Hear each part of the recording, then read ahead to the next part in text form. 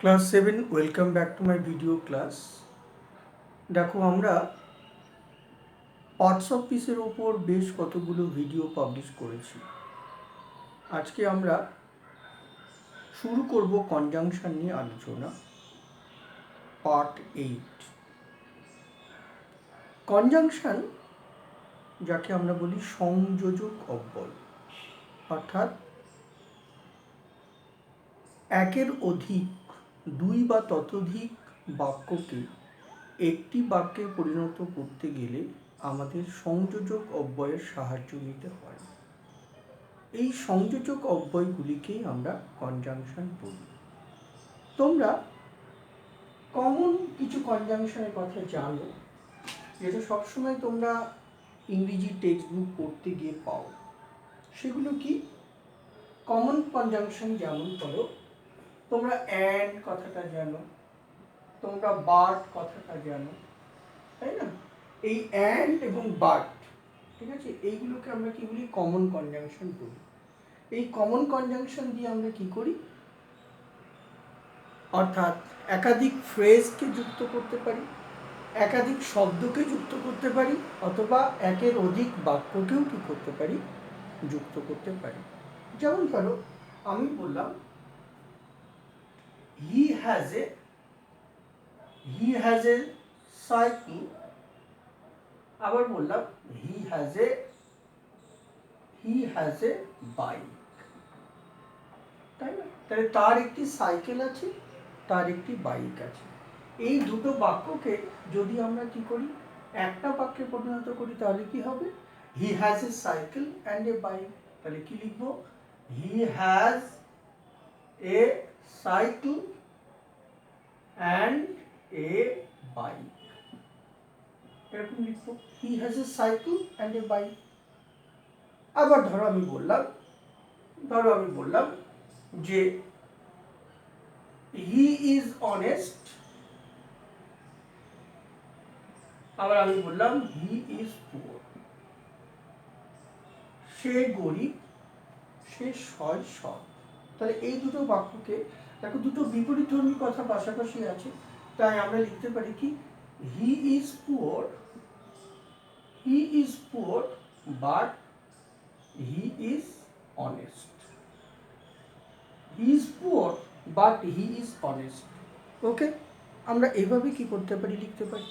তাহলে আজকে আমরা কি করব? আমরা আলোচনা করব কনজাংশন নিয়ে একটু ডিটেলসে। কেমন? কীরকম? দেখো, আমরা কনজাংশনকে কতগুলো ভাগে ভাগ করি, ঠিক আছে? তাহলে প্রথমে কনজাংশনের আমি চার্ট পেপারটা তোমাদেরকে দেখাবো, তারপরে আমরা আলোচনা করব। আমরা কনজাংশনকে কি করি? প্রধানত দু প্রকারের কনজাংশনকে আমরা দুটো ভাগে ভাগ করি। কি কি? দেখো, প্রথমে আমি দেখাই। প্রথম ভাগকে আমরা বলি কি? Coordinating conjunction.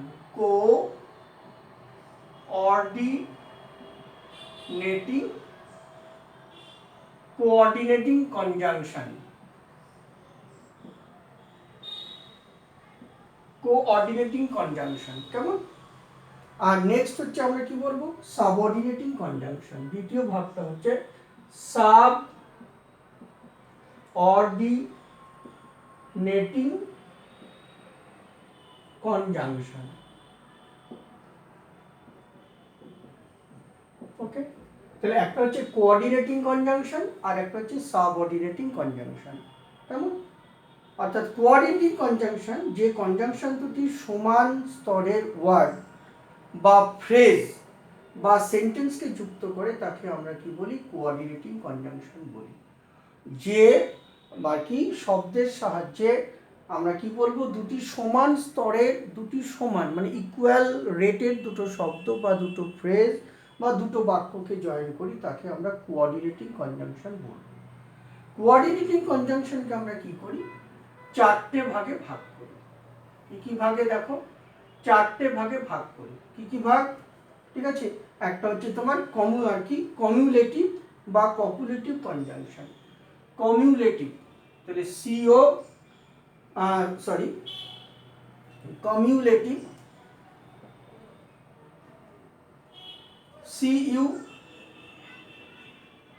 MULATIV, কমিউলেটিভ, কমিউলেটিভ, যার আরেকটা মিনিং হচ্ছে copulative, CO, copulative conjunction. Okay, next হচ্ছে নাম্বার 2, আমরা বলবো adversative conjunction. Adversative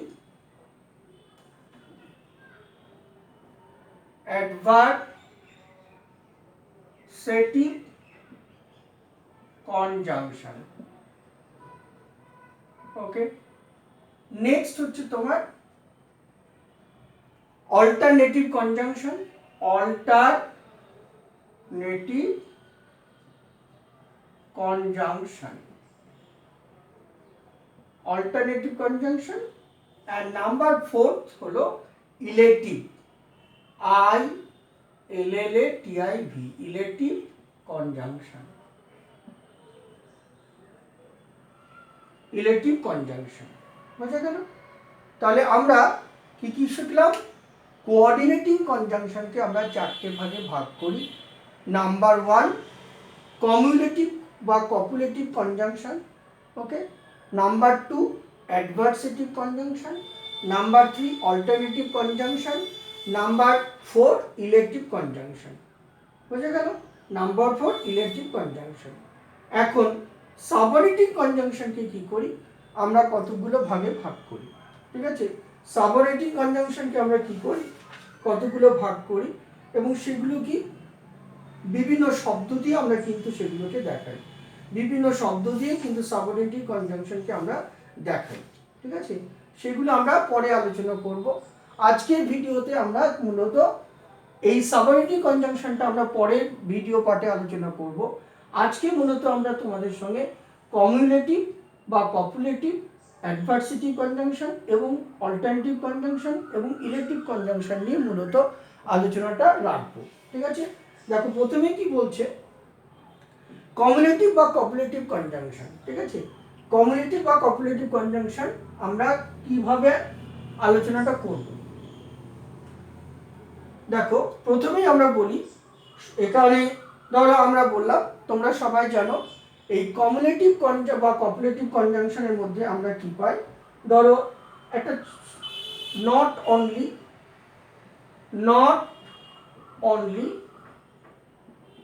but also, not only but also, এই কনজাংশনটাকে আমরা বলি কমিউলেটিভ বা কপুলেটিভ কনজাংশন।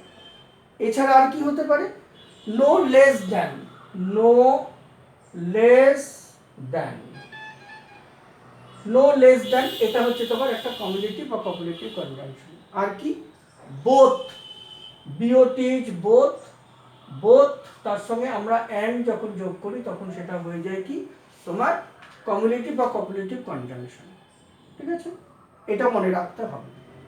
আচ্ছা, এবার আমরা বাক্য আলোচনা করব পরে, আগে বুঝিয়ে নিই অ্যাডভার্সেটিভ কনজাংশন। দেখো অ্যাডভার্সেটিভ কনজাংশন মানে হচ্ছে বিপরীত ভাব প্রকাশক। এই অ্যাডভার্সেটিভ কথাটার মানে হচ্ছে বিপরীত ভাব প্রকাশক সংযোজক অব্যয়, সংযোজক অব্যয়। ওকে, তাকে আমরা বলি কি? বিপরীত ভাব প্রকাশক সংযোজক অব্যয়, তাকে আমরা অ্যাডভার্সেটিভ কনজাংশন বলি। এই অ্যাডভার্সেটিভ কনজাংশন আমরা কি দিয়ে বলি? দেখো অ্যাডভার্সেটিভ কনজাংশন আমরা শুধু কি করতে পারি? আমরা বাট দিয়ে বলতে পারি। বাট ছাড়া আর কি বলতে পারি? হোয়ার অ্যাজ দিয়ে বলতে পারি। অনলি দিয়ে আমরা বলতে পারি। আর কি? নেভারদালেস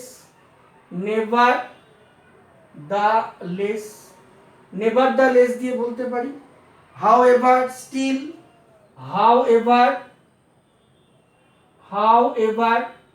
স্টিল, ইয়েট ইত্যাদি শব্দ দিয়ে আমরা কি করি? তোমার অ্যাডভার্সেটিভ কনজাংশন বা বিপরীত বা কি ভাব প্রকাশক সংযোজক অব্যয় আমরা কি করতে পারি? বোঝাতে পারি। কেমন? নেক্সট হচ্ছে অল্টারনেটিভ কনজাংশন, যাকে আমরা কি বলবো? আর কি? বিকল্প সূচক অব্যয়। এটা হচ্ছে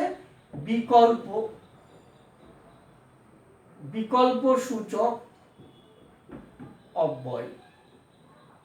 এই বিকল্প সূচক অব্যয়টা কি? অল্টারনেটিভ, মানে বোঝাই যাচ্ছে এটা ছাড়া আর একটা। কিরকম দেখো, আর কি অল্টারনেটিভ কনজাংশন বলতে আমরা শুধু অর বোঝাতে পারি। আইদার, আইদারের সঙ্গে কি হয়? অর বসে, তাহলে একটা শুধুমাত্র অর, আইদার অর হতে পারে, নাইদার নর হতে পারে, নাইদার নর, নাইদার, তার সঙ্গে আমরা কি লিখি? নর লিখি। এলস, ইএলএসি, এলস দিয়ে আমরা বোঝাই। ওকে, আদারওয়াইজ দিয়ে বোঝাই, তাহলে আদারওয়াইজ, আদারওয়াইজ, এই শব্দগুলো হচ্ছে তোমার অল্টারনেটিভ কনজাংশনের মধ্যে যাবে। এই শব্দগুলো দিয়ে আমরা অল্টারনেটিভ কনজাংশন বোঝাই। আর নেক্সট হচ্ছে তোমার ইলেটিভ কনজাংশন। এই ইলেটিভ কনজাংশন আমরা কি কি দিয়ে বোঝাই? ইলেটিভ কনজাংশন আমরা ফর, ফর শব্দটা দিয়ে বোঝাই, সো দিয়ে বোঝাই, দেয়ারফর, দেয়ারফর দিয়ে বোঝাই, ঠিক আছে? ফর, সো, দেয়ারফর, আর কি দেন, টিএইচএন, দেন, এইগুলো দিয়ে আমরা কিন্তু বোঝাই। বুঝা গেল?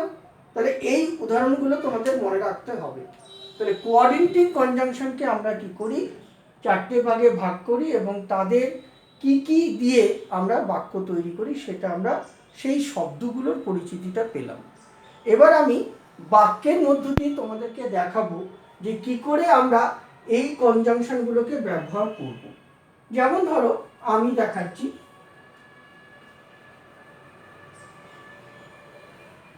ধরো প্রথমটা আমরা আলোচনা করি। প্রথমে আমি কি লিখেছি দেখো, কমিউলেটিভ বা কপুলেটিভ কনজাংশন। কমিউলেটিভ বা কপুলেটিভ কনজাংশন, যাকে আমরা শুধুমাত্র সংযোজক অব্যয়ই বলবো, ঠিক আছে? ধরো আমি বললাম নট অনলি বাট অলসো দিয়ে যদি আমি একটা বাক্য বলি, তাহলে কি হবে? ধরো আমি বললাম যে man likes not only wealth but also social position. আমি বললাম দেখো, ম্যান লাইকস মানে মানুষ পছন্দ করে, man likes not, not only wealth, not only wealth but also social position, but also social position, এটা হতে পারে, ঠিক আছে? তাহলে মানুষ শুধু ওয়েলথ সম্পদই পছন্দ করে না, সামাজিক অবস্থানও কিন্তু পছন্দ করে। তাহলে এটা দিয়ে আমরা কি হতে পারে? আমরা লিখতে পারি নট অনলি বাট অলসো দিয়ে। আবার ধরো বোথ এবং অ্যান্ড দিয়ে জয়েন করবো, তাহলে কি হবে? They both love and respect this great man. আমি বললাম they both love and respect, respect this great man. তাহলে দেখো এখানে কি করলাম? বোথ এবং অ্যান্ড এর ব্যবহার করলাম, ঠিক আছে? They both love and respect this great man. আবার ধরো আমি বললাম অ্যাজ ওয়েল অ্যাজ দিয়ে বললাম, the teacher as well as his students were invited. আমি বললাম the teacher as well as his students were invited. Okay, তাহলে এইভাবে কি করতে পারি? আমরা কমিউলেটিভ বা কপুলেটিভ কনজাংশনের ব্যবহার কি করতে পারি? দেখাতে পারি। কেমন? এরপরে আমি দেখাবো, দেখো adversative conjunction. Let me erase the board.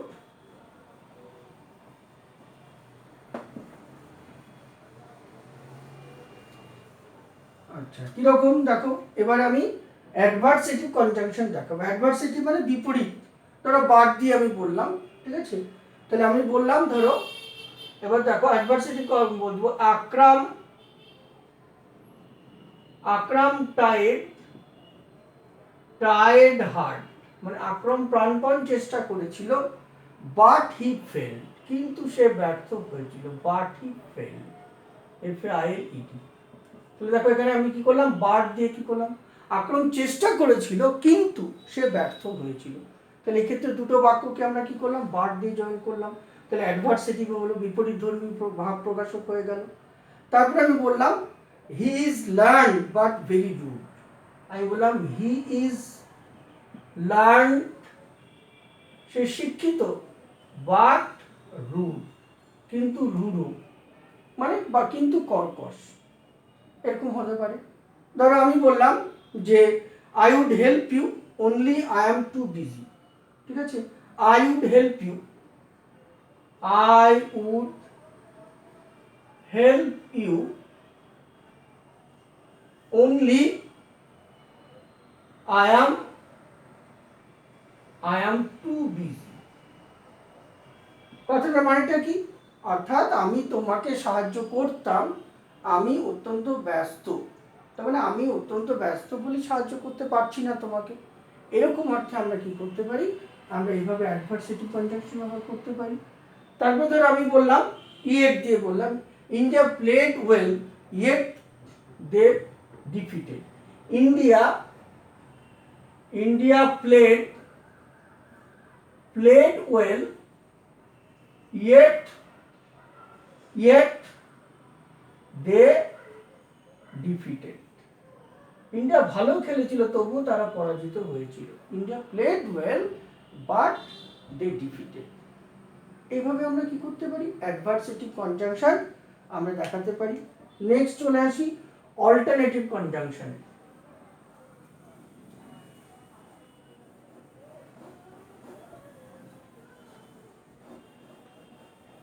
দেখো এবার অল্টারনেটিভ কনজাংশন কি, অল্টারনেটিভ মানে বুঝতেই পারছো বিকল্প সূচক অব্যয়। বিকল্প সূচক অব্যয়, যেমন ধরো বিকল্প সূচক অব্যয় কি হবে, এই বিকল্প সূচক অব্যয়কে আমি দেখাবো। প্রথমে দেখো অর দিয়ে, আমি অর দিয়ে এক বাক্য লিখে দেখাচ্ছি কিরকম, যেমন ধরো make haste or you will be late. আমি বললাম মেক হেস্ট মানে তাড়াতাড়ি করো, make haste or you will be late, অথবা তোমার দেরি হয়ে যাবে, make haste or you will be late. তারপর ধরো আমি বললাম either you or I will go to the market. আবার ধরো আমি বললাম neither I like tea not coffee. Okay, এমন ধরনের সেন্টেন্সকে আমরা কি বলবো, অল্টারনেটিভ কনজাংশন। কেমন, এলস দিয়ে যদি লিখি run else you will be late, তাহলে আমি বললাম রান দৌড়াও, else you will be late, অথবা তোমার কি হবে, দেরি হয়ে যাবে, run else you will be late. এইগুলোকে আমরা কি বলি, অল্টারনেটিভ কনজাংশন বা বিকল্প সূচক অব্যয় পদ। কেমন, নেক্সট দেখো পরেরটায় চলে আসছি।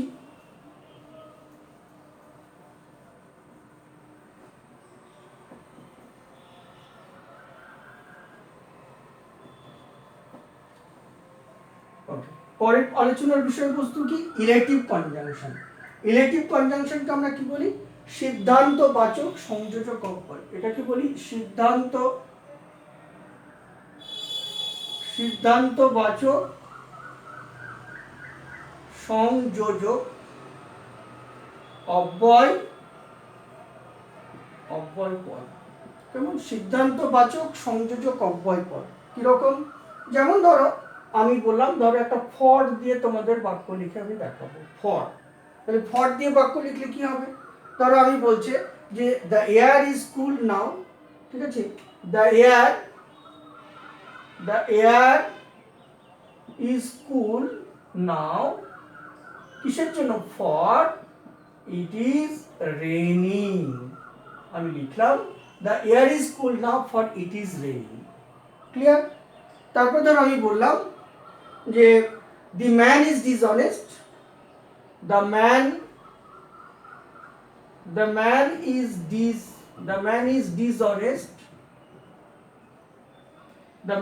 dishonest, okay, therefore people don't like him। মানুষটি অসৎ, তাই মানুষ তাকে কি করে, পছন্দ করে না। ঠিক আছে, আবার ধরো আমি বললাম যে I see, then we would start at once. I see, then we would start together. Okay, তাহলে এইভাবে আমরা কি করতে পারি, আমরা কি ইলেটিভ কনজাংশনে ব্যবহার কি করতে পারি, দেয়ারফর দিয়েও লিখতে পারি, সো দিয়ে লিখতে পারি। Gautam Sen is a brave man, so he does not feel afraid. আমি বললাম, তাহলে বললাম Gautam Sen is a brave man, Gautam Sen একজন সাহসী মানুষ, so he does not feel afraid, সেই জন্য সে ভীতি অনুভব করে না। Gautam Sen is a brave man, so he does not feel afraid. Okay, এইভাবে আমরা কি করতে পারি, আমরা কোঅর্ডিনেটিং কনজাংশনের উদাহরণগুলোকে আমরা চর্চা করতে পারি। ওকে, তাহলে বোঝা গেল। আজকের ভিডিও ক্লাস এখানেই শেষ করব। আমরা পরের ক্লাসে কি করব, পরের পার্ট অর্থাৎ কোঅর্ডিনেটিং কনজাংশন নিয়ে তোমাদের সঙ্গে ডিসকাস করব। কেমন? তাহলে তোমরা সবাই ভিডিওটা এনজয় করো, মন দিয়ে শোনো বা শুনবে এবং বুঝবে, রিপিটেডলি শুনবে, তাহলে দেখবে বুঝতে পারবে। এখানে শেষ করছি আজকে। Thank you.